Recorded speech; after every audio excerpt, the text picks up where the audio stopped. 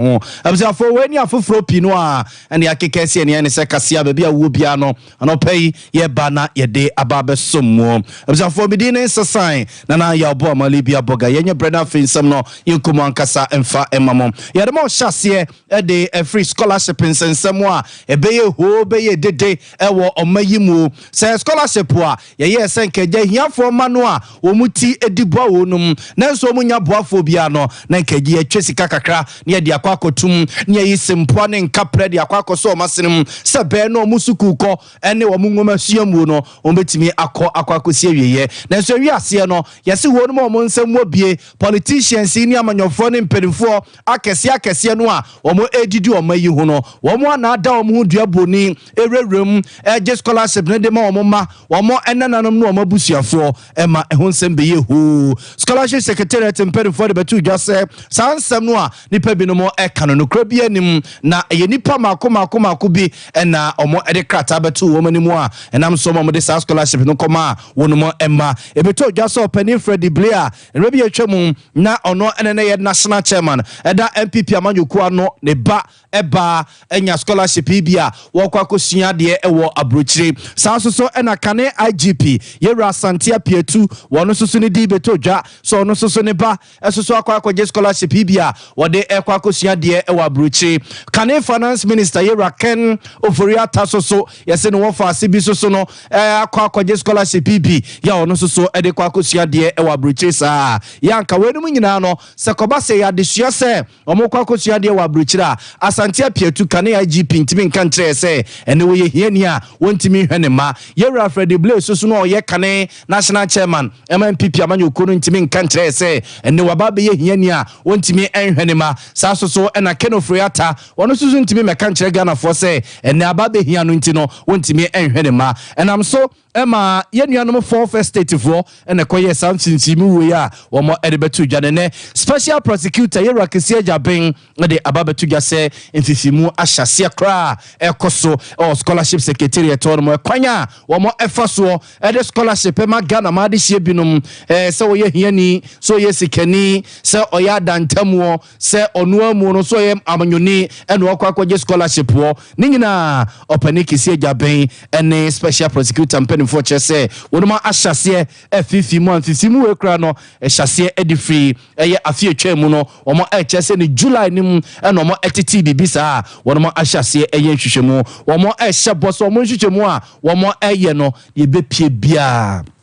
womo edi beto Ghana ma de hienim yeso so ye hyemo bossa asemi ye ni edi echi de bifra to bia no ye mfa enkamemo ye to aso na ye de mo akomampani na dudan kwakufu ado atena ye eno ana ye nuano musubifo nyina da ema je se ne kra de ye to aso womo hyase de fi ukuada no Wednesday no ena ebesi ye nra ena e to aso ntina wo twe wie ye nyina no je se bade karasala no ena ye die mampani na dudan kwakufu ado de futu ama se afi so ye abato afi ye hwese bibi bia edentitimu edentichemu ebe bagana fo ne omayimu no sane amani nyina eni kwanse yesoso so kra.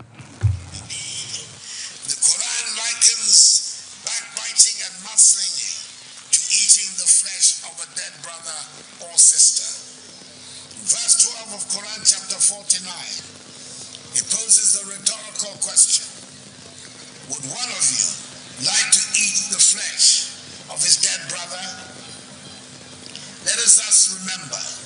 that this country is more important than our personal egos, interests, and ambitions. Chief Imam, Ulama, Jama'ah, I have never retreated from my conviction and belief that education is our sure way out of poverty, disease, and ignorance. Whilst my government does its part to ensure the development of the human capital in Songo communities, I appeal to you to ponder on the first set of verses of the Quran to be revealed to the Prophet Muhammad sallallahu alaihi wasallam.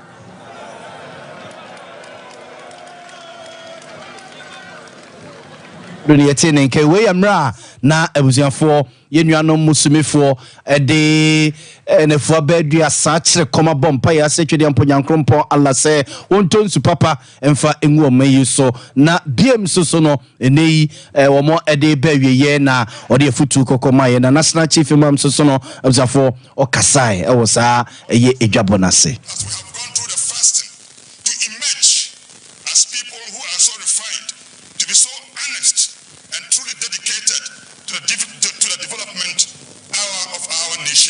And help in the restoration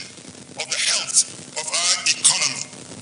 Observe nti we ye national chief imam kasamafo ena odin semwe etu ejano ye to aso ne the mark of vice president Dr. Alhaji Mahmoud Bawumia wono so na tena ye mampeni na nadu danko akufo do koka ye nuano musubifo ewo Independence Square eni omo bompa ye esre otwedi amponyankrompo alase woma enkabomu ne ntiase enya dwuma wafi abato ye kwakotu mu no na vice president Dr. Alhaji Mahmoud Bawumia so no ewo Kumasi abonten so a waba beka ye nuano musubifo ho ama enra onomo ejampaye Kumasi eye Central Mox na odi atugya se ono no santrumu no a yese mrase gyafo akwakose wo mra omde akwakoto mampeni na do danko akufo adonem se on sign no a ase kwakoye mprekoto so no oso no sade no wonsoso so ne no asoso so kina Ghana ya mamre ne amane ensoso so yesum nyina oya no so ye kristoni oya no so ye musumini wosom bosom kra no a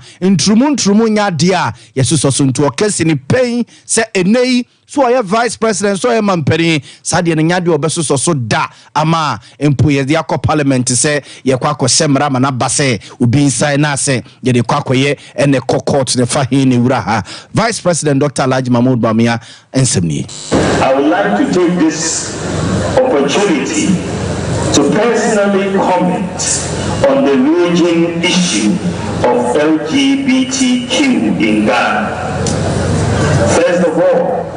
it is important to note that our cultural and societal norms and values as Ghanaians frown on the practice of homosexuality,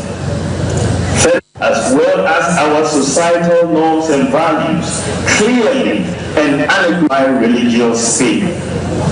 Allahu Akbar! Allahu Akbar! The Holy Quran is replete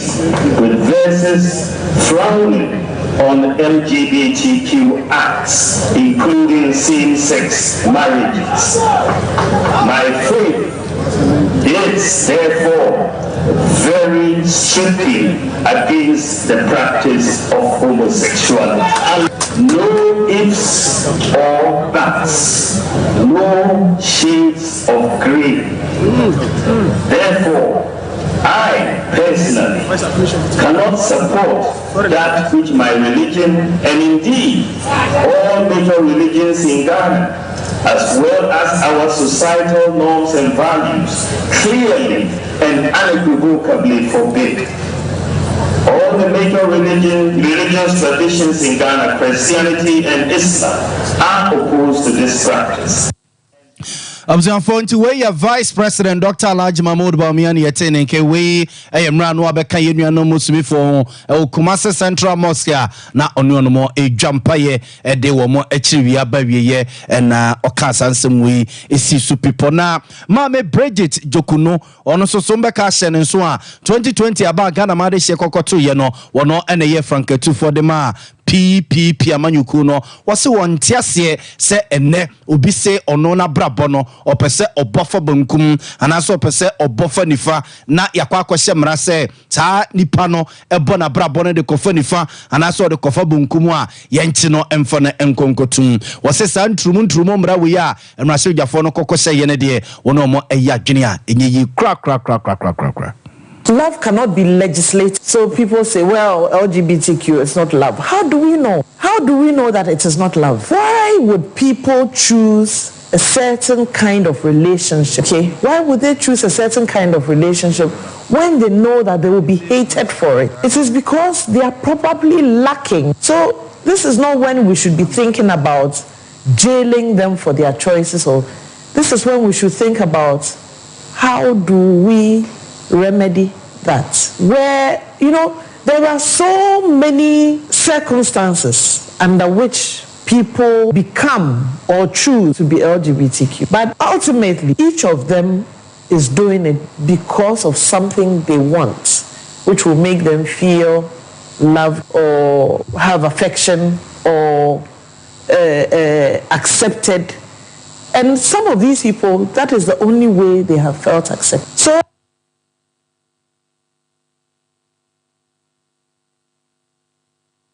2020 elections ekokoto ye no woye franketu for de ema PPP amanyuku no na ocheche ensemu no se LGBTQI+ incheze bebrebe nyadia ofuaso bia semra no yekoko hyese nipa ne pese obone brafa bunkum anaso pese obo brande fanifa yesi yenkonko chiro no soso no de woya na nigye eno no ne kobasa no a oka obi anigye asha na we no yekoya anase ye bai ni nti we eye ensemu a me Bridget Jokonu ono so ede asoso afei yemfamo enkokua yumwe na kokoboard mpedemfo de abetu dwase nipa binumu a omo atiesi asantema ntem mensina wodo bia omo etwa manfo koko ehia amanfo koko ese amanfo koko se omo ede ebabeye gadamse no omo kasa ede etiasa de no abusafo beto dwasa do ne chachma engba bia ja south abaton pesia so wa santema ntemase ya yese abrofo bi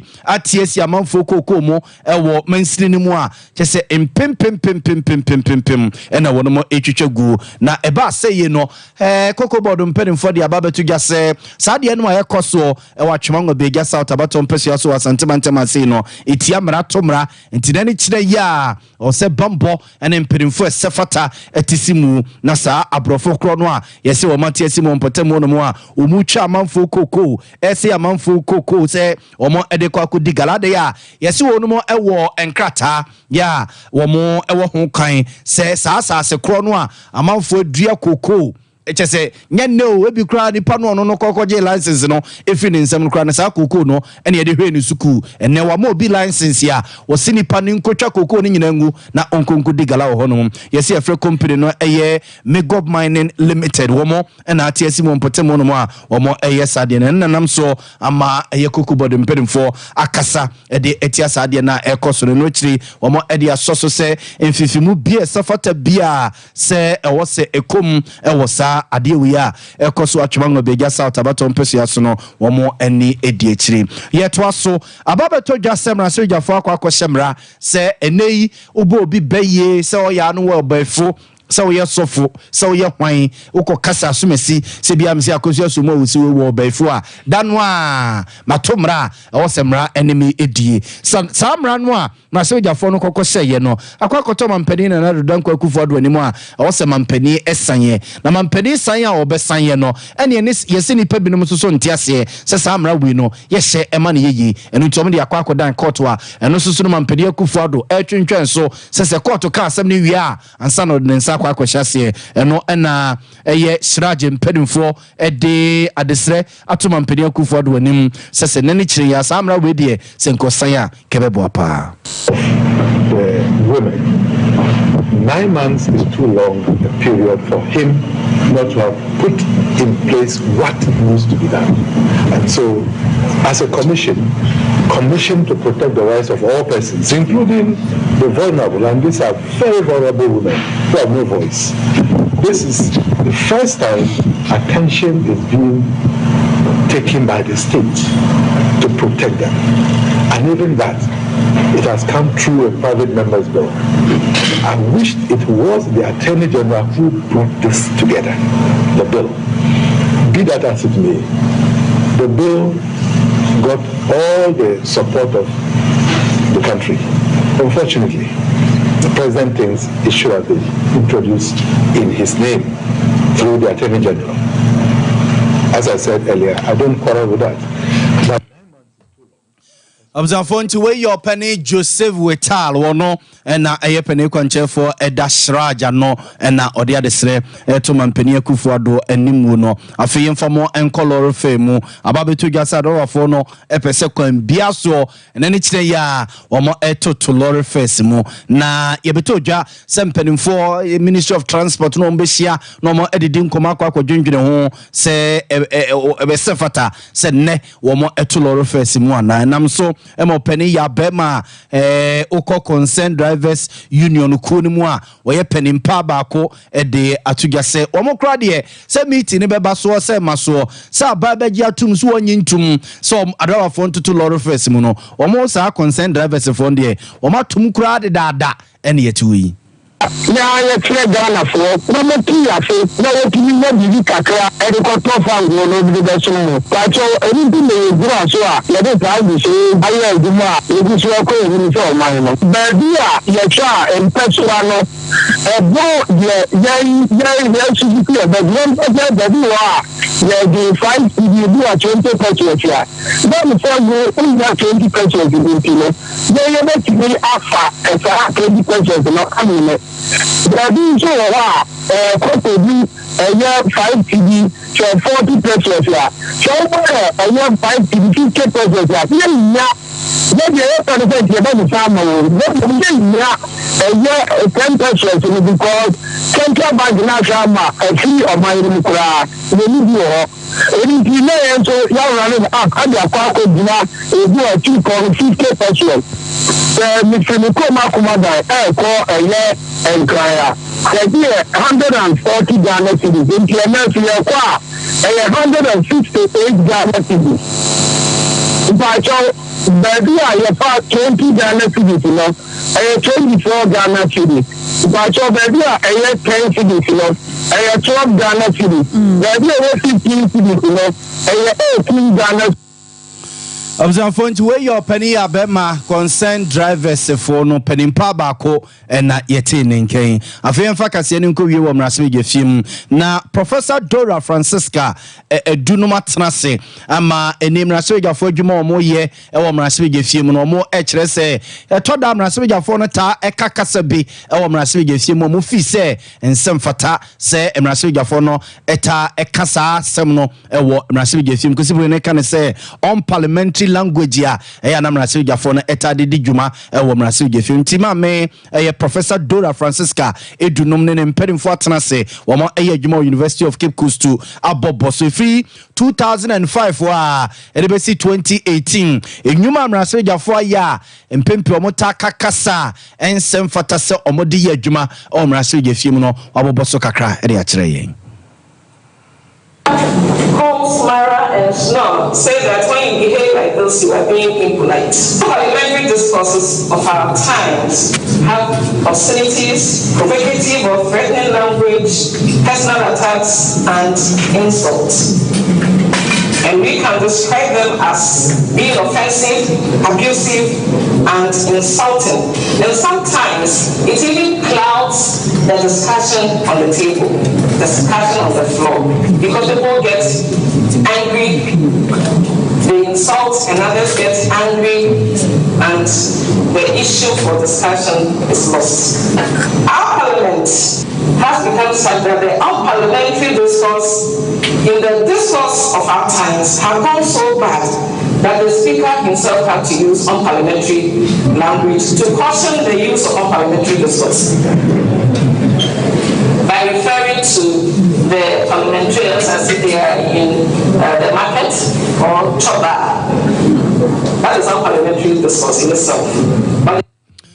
Observe we mfifimu ahodo a Professor Dora ne domo a omo ewo University of Cape Coast ye de afamra sojafo wono adwuma womo ye ho ye gina bu so na no pay ensema e baba no de babesom no ye de mo asia ne asore ama ade acha bi adwumadi atwaso ebio me de ede nana ya abo amali bi aboga no pay akoso so mo ne chinchin fidie ne de ma me Calvin brana na yawo ene yakoba Jesus impremu mu no and the Echo Television. So man tell about wa was Sompa TV ne Sompa FM newsroom so a boy chidumano pay yasa so amamachi bia.